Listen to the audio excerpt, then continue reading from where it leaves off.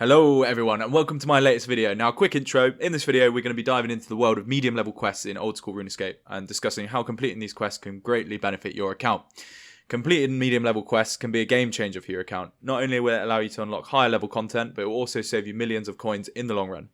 By unlocking powerful bonuses and new equipment, you'll be able to take on tougher challenges with ease and save yourself time and effort in the process. Additionally, completing these quests will also reduce the time and effort for you spend travelling between places.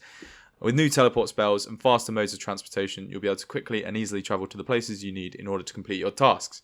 So whether you're a seasoned player looking to improve your account or just starting out and looking to unlock some new content, medium level quests in old school RuneScape are definitely worth your time and effort. In this video, we'll be covering some of the most popular and rewarding medium level quests in the game. So sit back, grab some popcorn and get ready to unlock new content and take your account to the next level with my guide to medium level accounts. I just want to go over some pre-requirements that will make this whole journey way easier and improve the time it takes to do these quests. So essentially, I've calculated my times on having stamina potions in the bank. I know they're quite expensive, but they're definitely worth stocking up on quite a few. There'll be chances to make back that money in the future once these quests are complete. You also need some prayer potions for some of the quests, especially the later ones, as you'll need protect from melee, protect from range, protect from mage. Combat gear, some basic combat gear for the initial quest, but as we go later on, you'll probably need some higher level gear. You want to have decent food and a load of teleports. The teleports for all these quests are basically listed here. So you'll need the glory, the games necklace, the skill necklace, ectophile, Salvegrave teleport, teleport house, Ring of Dueling, Dig Psych, Pendant, and RD Cloak 1. That is basically the bare minimum you need to complete these quests in a timely manner. The Graceful outfit, as you can see on the right, will help. It's not essential, but it's worth getting before you start speedrunning these quests, as it will greatly reduce the amount you run out of energy. So the way I planned this guide, I wanted to provide you a sort of route that I have taken and would take again if I was going to complete a load of quests on my medium level account. And we're going to start with the core basic quests that you need to make your life easier and get all those benefits that we saw in the intro. Now, as you can see, I've provided some additional bonus quests which can be completed after these core quests are done, and they are ranked easy, harder and hardest. And the time taken for each is on the right hand side alongside the quest points obtained. Now, by the end of this, if you complete all of these, your account is going to be really beastly and ready to move on to some high-level content, some high-level bossing. So let's get into it. So here, I've provided some stat requirements for each quest. This includes the medium-level quest, the bonus easy quests, the bonus harder, and the bonus hardest. Now, feel free to pause this and take a look. Let's start with the Dwarf Cannon quest. Now, this quest is relatively straightforward and involves you collecting pieces of a Dwarf Cannon and assembling it. Upon the quest completion, you can use the Dwarf Cannon, and it's amazing for Slayer. I use it a lot. You get range XP and higher Slayer XP. Although it's expensive, some Slayer tasks you just will want to cannon. So this quest is definitely worth doing. It takes around 10 minutes to do. The next quest is Animal Magnetism. This quest involves rescuing Ava from a vampire and involves the use of Ava's devices to gather materials for her. Upon completion, you'll get the Ava's Accumulator, which can be used to attract your bolts back to you. So essentially, you waste way less bolts, way less arrows. Now, this is an absolute must because this will save you GP over your game time. So it's worth getting on very early. And you basically use it in all range setups from then on. So this is a must-do quest for medium level. So the next quest is Troll's Stronghold. This quest takes you to the stronghold of the trolls, believe it or not. You have to navigate through some various obstacles. You have to defeat the troll general. And on completion, you'll sort of get access to God War's dungeon. Without this quest, I don't think you can even go and enter God War's dungeon. And if you want to go from like in a large team when you're lower level with your clans or whatever, then you won't be able to unless you've completed this quest. So it's definitely worth doing early on because you might end up in God War's dungeon with a big team at a medium level. Now we come to our first more challenging quest. That is Desert Treasure. It's quite a long quest and it requires you to have completed several other quests, including Priest in Peril, Rune Mysteries, Dragon Slayer, things like that. This quest will take you to the Caridian Desert, where you solve puzzles, defeat a load of little bosses, and upon completion, you'll get ancient magics. Now, this is one of the most useful rewards, especially for sort of Slayer tasks. You can burst or barrage Dust Devils, for example. I've been doing this a lot recently. And you can multitude your XP per hour. So this is definitely worth doing as soon as possible. It just unlocks more of the game. It takes about 80 minutes to complete if you do it fast and you follow the guide. My next quest for medium levels is the King's Ransom. Now, this is a relatively short quest that only takes about 25 minutes, but you can do it after the Troll Stronghold quest.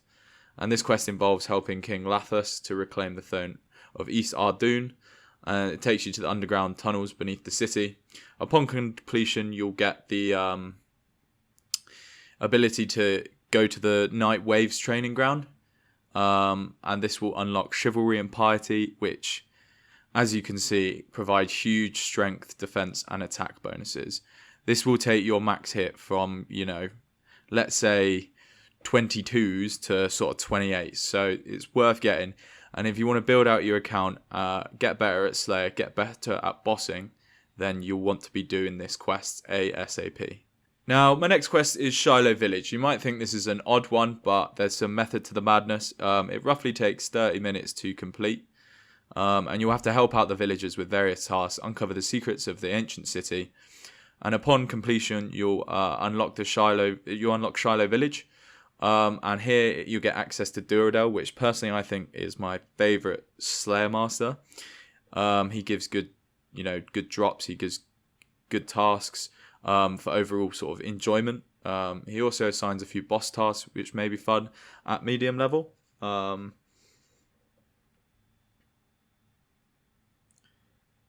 But yes, this is a quest you want to get done if you're getting into Slayer, which I love Slayer. It's my favourite skill. Now, another, some would consider slightly harder quest, slightly longer quest, is Monkey Madness 1.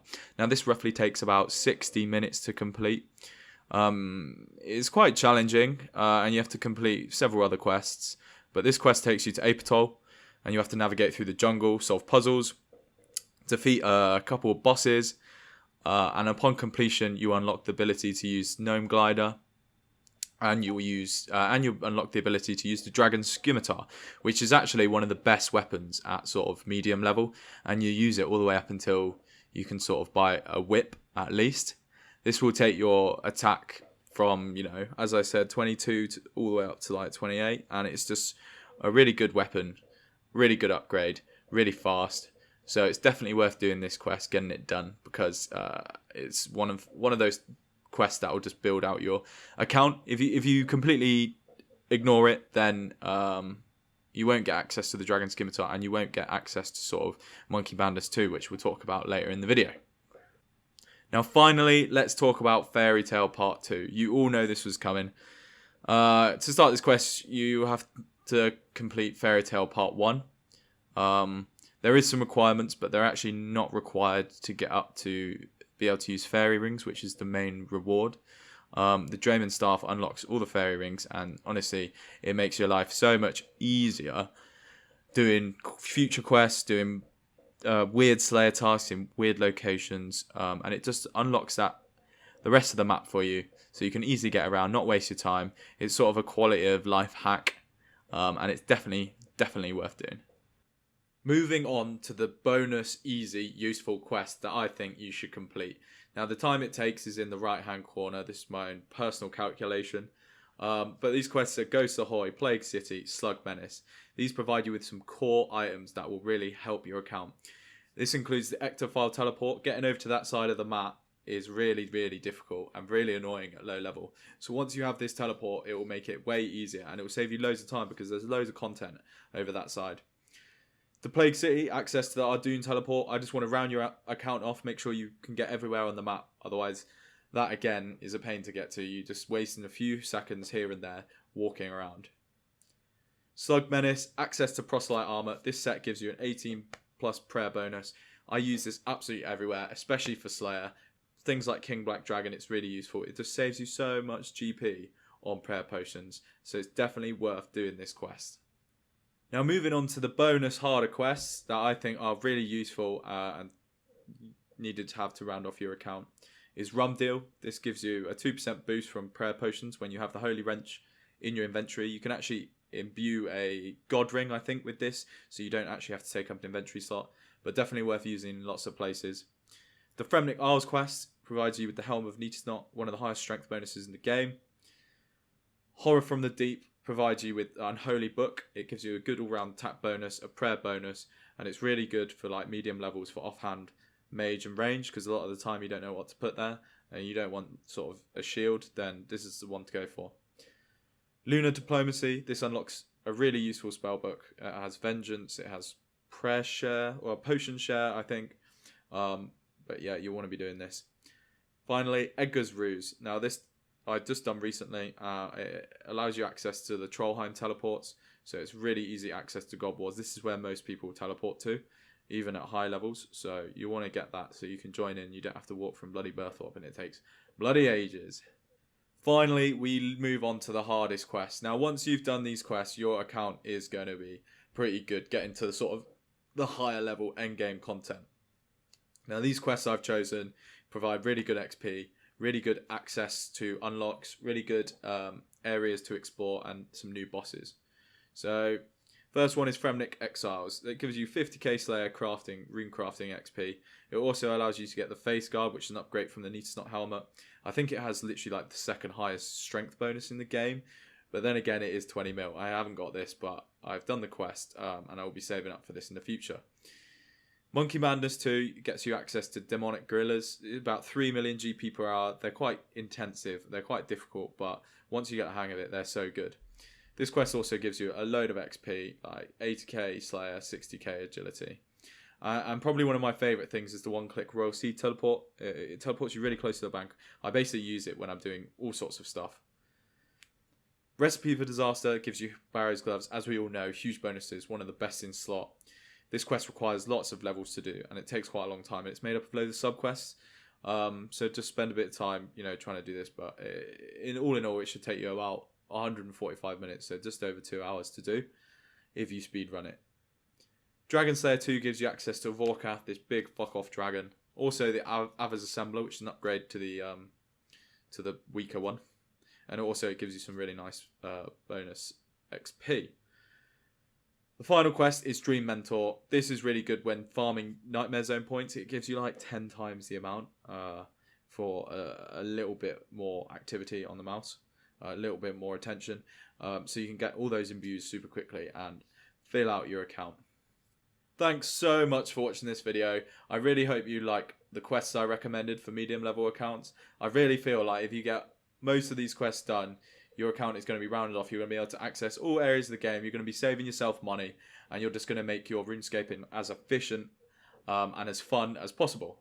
So yeah, thanks again guys. Please subscribe. Watch out for more videos. PVM Tomsey out.